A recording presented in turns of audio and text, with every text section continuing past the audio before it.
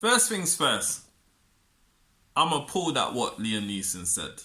I'm not saying what he said was right because it wasn't. It was quite disgusting. But I understand. I get it. If I was him, I just would have kept my mouth shut though. You could have thought of another scenario that would have helped. It's all mad.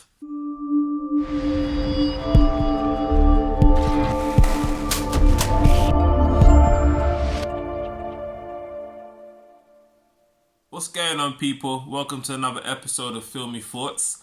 And today we're going to talk about Liam Neeson's recent film called Cold Pursuit. If I'm honest with you, I wasn't sure if I was going to watch it. That was due to the craziness he was talking in his promo run. I'll give you my point of view on that very briefly. So, as far as I'm concerned, it's water under the bridge because this happened decades ago, 40 plus years ago. He's a brave man for admitting it in this day and age, especially when everyone is so sensitive. But so I tip my hat off to him for that. But also, I look back at the lifestyle and the area he was in at that time. You know, where he grew up was a war zone. Let's not forget that. They had the attitude and the mentality of, if you get one of us, we're gonna get one of you. That's how they grew up. So it's the same like in gangs in urban areas all over the world. You know, if one of your gang members is attacked, okay, cool. We're gonna run up on your ends. We're gonna find whoever. We don't care who it is, and we're just gonna do what we need to do to them. And then he just had the same mentality, and he admits that he was young, stupid, naive, and ignorant. You know, and it was ages ago. It was before our time. So I understand the frustration and anger and the public uproar, but for me personally, it's just not that deep. You know, as long as he doesn't hold those kind of thoughts now, then it shouldn't be a problem. At least he's able to admit that he was once thinking that way and he's now grown and matured. But anyway, back to the more serious stuff, yeah? The film. So, it's called Cold Pursuit. Let me give you the gist of the film, brief synopsis. So, Liam Neeson's and his wife and his son is living in one cold part of the world. I don't know where it is. I think it's in America or Canada. It's one of those two. And he's got some low-key job where he's clearing snow and ice off the roads so that the community can go about their day-to-day lives. His son works in an airport. This airport seems to only have private jets, and one night he is kidnapped and murdered. I'm not going to say to you how he's murdered. Actually, I am, because it's part of the synopsis. I'm sorry. So, basically, he dies of a drug overdose, right? And his wife is all in her feelings. Like, oh my gosh, we didn't know our son. Oh, how can this happen? We didn't know, and all of this. Whereas Liam Neeson is like, nah. My son did not die like that. He is not a drug addict. What are you talking about? So, a couple weeks pass. He's struggling to deal with the loss of his son. He's trying to put two and two together and think, what on earth is going on? Why has this happened? And then he's basically had enough. So he goes to pull the trigger on himself. Just before he does that, something happens. Not going to tell you what. You have to watch the film if you want to know. But then he decides, you know what?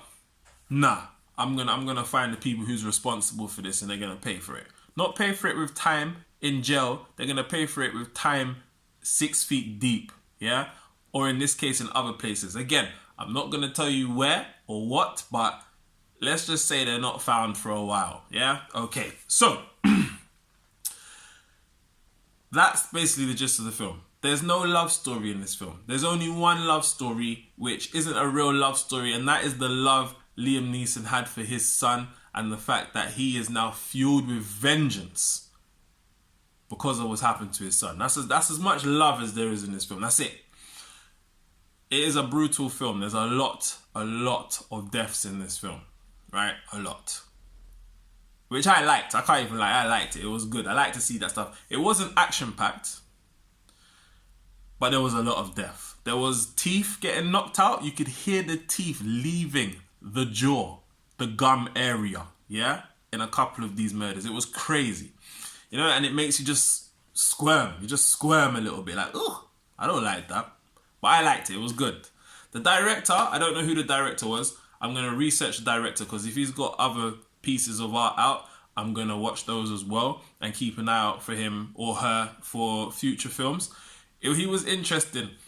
He done a little thing where every time someone died, if the screen faded to black and had like a rest in peace, blah de blah de blah, whatever the character's name was, which I liked. It was different. It broke up the scenes, which was really good.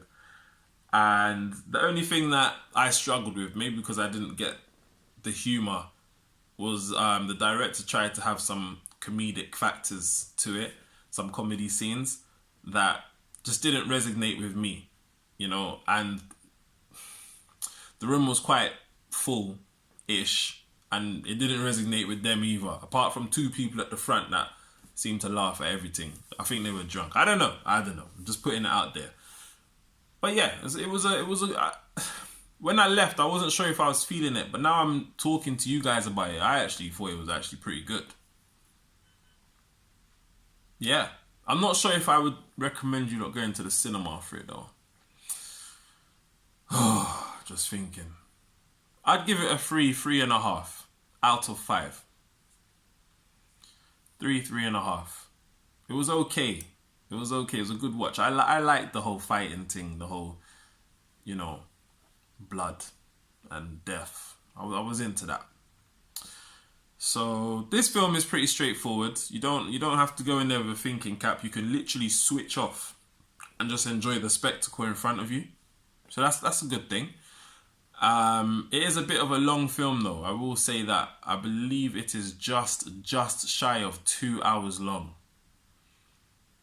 Which, you know, when you're paying the kind of prices you're paying in the UK for cinema, you want 2 hours or more, to be fair. You want to get your money's worth, right? 90 minutes just ain't cutting it when you're paying all £11 a film. I don't pay that, by the way. I don't pay that. I'm a Cineworld card holder, right? I pay £18 a month, unlimited cinema. 25% off some restaurants. Cheap dates all day long. Anyway, don't tell my missus I said that. So, I'm just going to wrap that up there. Please like. Please subscribe. Please leave a comment if you have watched it or if you plan on watching it. Let me know your thoughts. I'm intrigued.